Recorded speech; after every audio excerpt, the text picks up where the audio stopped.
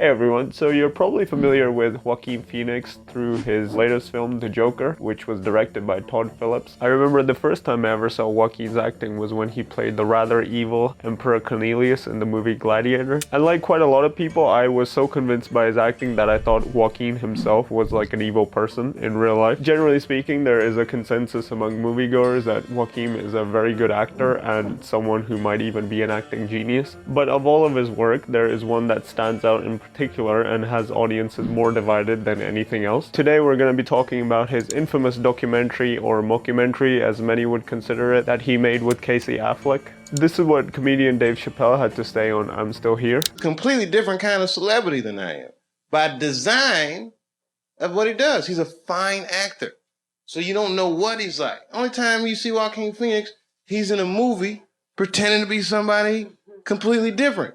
And he's very good at it. So you can't tell what he's actually like. So why would such high praise did this documentary not do so well? I guess this is the part where I tell you to go and watch it yourself, as there will be spoilers up ahead. But then again, I'm not actually sure I would recommend people watching this documentary. For the most part, watching I'm Still Here is very discomforting. Most of the conversations that Joaquin has in this documentary are just awkward and bizarre. For me, it was a bit like watching Mulholland Drive for the first time. I didn't actually enjoy watching the film itself, but only when I thought about it afterwards did I fully understand what it was trying to tell me. So the plot of I'm Still Here follows Joaquin as he declares that he is going to retire from acting and follow a career as a rapper. Throughout this documentary, or mockumentary as most people would call it, I kept trying to figure out what was real and what was staged. There is the infamous appearance on Letterman where a very scruffy looking Joaquin makes for one of the most awkward TV appearances ever. A lot of bizarre scenes and awkward moments in this documentary that just drag on for too long and leaves audiences confused as to what their purpose is. A lot of people think that I'm Still Here is a mocking of mainstream media and celebrity culture, but in my opinion, I think it's really about what it's like beginning your life as an artist. So I think in the mainstream media, we have this tendency to show an artist's journey as this triumph of hard work and will, when I think in reality it can be a lot more complicated and darker than one might see it. There is this popular notion that artists are just paranoid freaks whose whole career depends on the opinions of others, which is subjective and changes over time anyway. They're financially unstable, obsessed with fame, struggle to find a work-life balance, and have really chaotic relationships. In the mockumentary, we see the inner turmoil that Joaquin has with coming out to the world as a rapper, something that he wants to be instead of an actor, something that he's known for. Although the media does mock Joaquin for changing his successful career as an actor to become a rapper, he does have the support of his friends who do back him. And after having some doubts, P. Diddy also comes around to supporting him. What was really interesting about the whole P. Diddy bit was when Joaquin expected him to help him in his career, and then P. Diddy had to say this to him. How do you want to start it off? Start what off? Just recording. Oh, no, I'm not. I mean, you're not ready to record with me.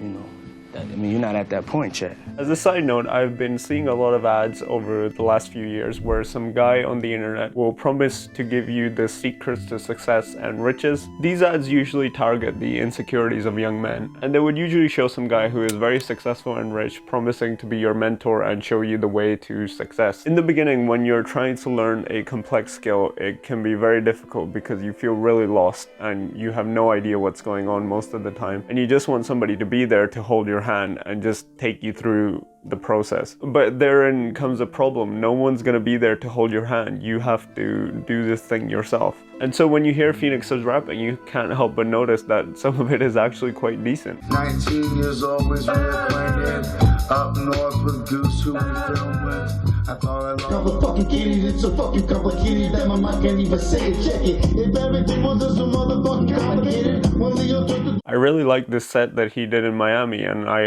ironically listened to this song. Here, through these years, I don't scare, don't even fear, fucking fear. I never crack, never. I don't give, never. I throw it down, you can bet on that, never. I'm still real, I won't heal. Let's just got my team know how I. And I get this whole thing was a joke and that you can't take it seriously, but in my opinion, Joaquin was stuck somewhere between what a beginner is and it professionalized what I call the valley of the wannabes. All that really stood in the way of Phoenix from becoming a professional rapper was his own self-destructive habits in his own head. A film you can compare this to is At Eternity's Gate, which stars William Dafoe as famous Dutch artist Vincent van Gogh. The film paints a depiction of a man suffering from epilepsy, hallucinations, and delusions. Van Gogh was considered a failure and a madman for most of his life, and it was only in the ensuing decades after his death that people started recognizing him as an artistic genius. And it's where we get this whole notion of a tortured artist from, that some artists in the past have used their mental illnesses and tragic lives to create beautiful work. And I did kind of wonder this whilst watching I'm Still Here, if Joaquin Phoenix's life was really such a massive mess and that's why he was a good actor. I think that's really a compliment to Joaquin, that his acting was so good that it was hard to tell sometimes what was real and what wasn't. Of course, the idea of the tortured artist is overrated to say the least. When watching Eternity's Gate, you realize that despite Van Gogh suffering from many mental illnesses, he did have family support from his brother who paid for all his expenses and rent so that he could paint, and also offered him emotional support when he needed it. His friendship with Gauguin, a fellow artist, also seemed intimate, so it ended when Gauguin witnessed Van Gogh cut off his own ear with a razor. In I'm Still Here, Joaquin also has the support of his friends, who he in turn abuses. What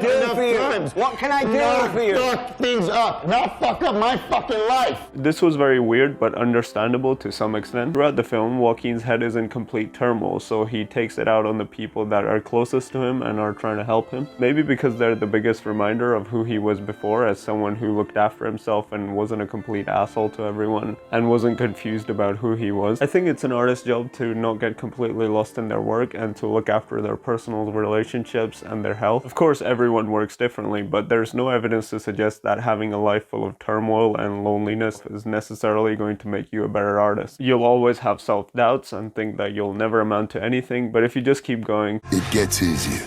Huh? Every day it gets a little easier. Yeah? But you gotta do it every day. That's the hard part. But it does get easier. Okay. I feel real, I won't kneel. Bless his God, my team know how I feel. I never sold, I never buy good soul. I live forever, I'm the one that God chose to live.